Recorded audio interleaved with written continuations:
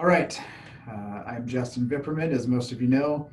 I've had a few people ask me to upload the radio spot onto my radio interview up to YouTube. And so that's what we're going to do here.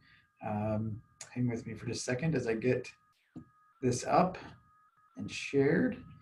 And I'll put this up on YouTube here shortly.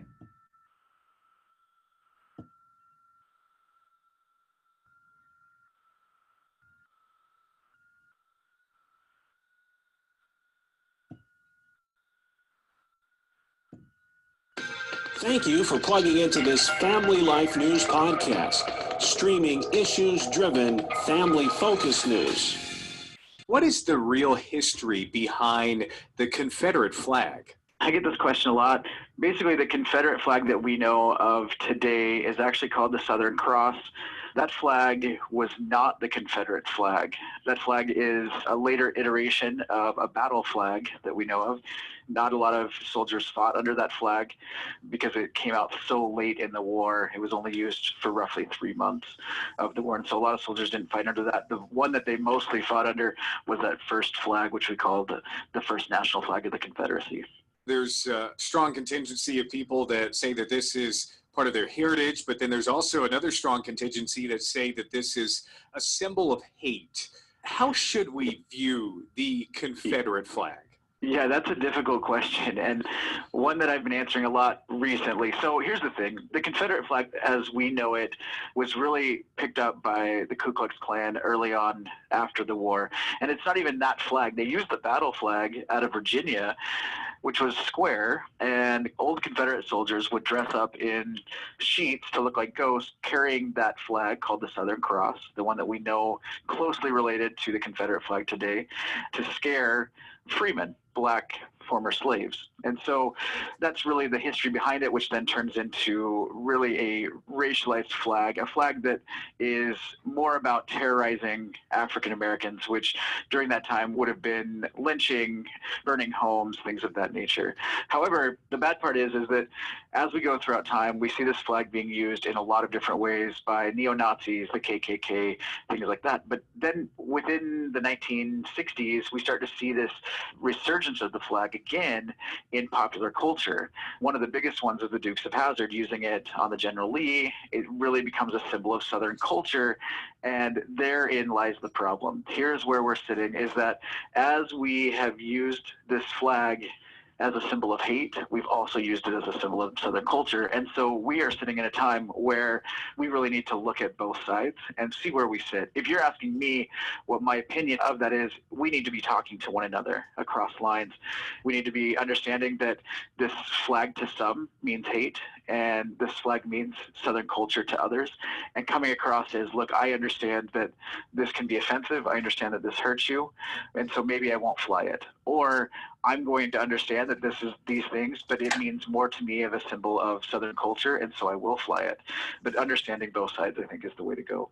Rightfully so or not, the Confederate flag's also kind of gotten lumped in with Confederate monuments that are a popular target of people, protesters, wanting to take them down. Coming from a history background, I know this is a tricky subject because when we think back to the fight over slavery, that's a dark period of time for our country and not one that we enjoy going back to. But at the same time, there is that historical aspect that we do need to remember that. How do we view these beacons of history, but at the same time that might have racial connotations with them? That's a great question. I think that we're at a place where using these monuments aren't necessarily about understanding our history. As a historian, I see that a lot of people don't actually understand the history or don't understand that there were maybe racist motivations of certain individuals, and we literally have placed these statues on pedestals.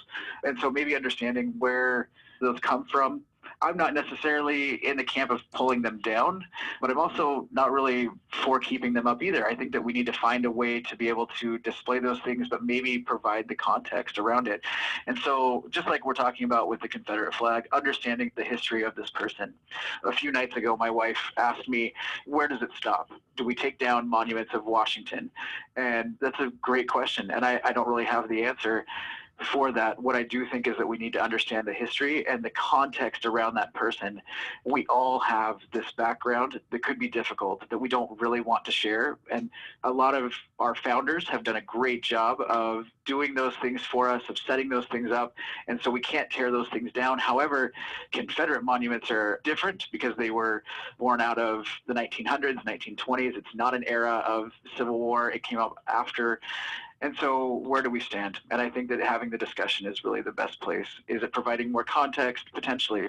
Could we do something else where we maybe take those out of a public space so that people who are offended by that history don't have to see them on a daily basis? I mean, that could be an idea. These are just ideas. But I think that understanding and coming together and talking about it, we're just in such a polarized place right now where people are ready to double down and fight the other side rather than sit down and actually have a conversation.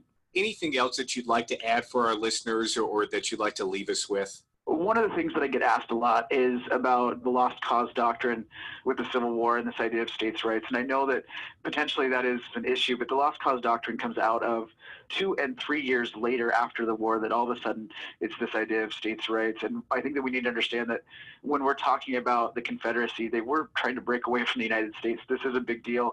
And if we could take a look at it from that standpoint and understand that some people have a legitimate reason to be upset, maybe it would help people understand that, you know, I should reach out to the other side and talk to them about these issues and come to a fuller understanding. So pretty much all I've said the entire time, but I am one who thinks it's important to continue to have that dialogue, have some civil discourse so that we can come to a better understanding and then walk away saying, hey, you know what, I understand you and I might not agree, but I'm willing to take a look at the broader picture.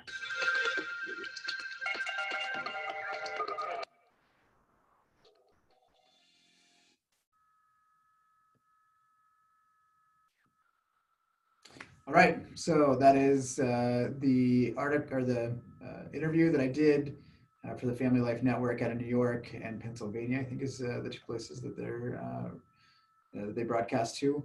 If anybody has any questions or anything, please reach out and talk to me. Let me know. I'm promoting civil discourse, and I think that's the way to go here. Is that we need to have civil discourse to be able to talk about these things, which means that the majority of the time we probably should be listening. And so if you have concerns or anything, let me know. I'd love to chat with you. Love to listen to what you have to say. Take care.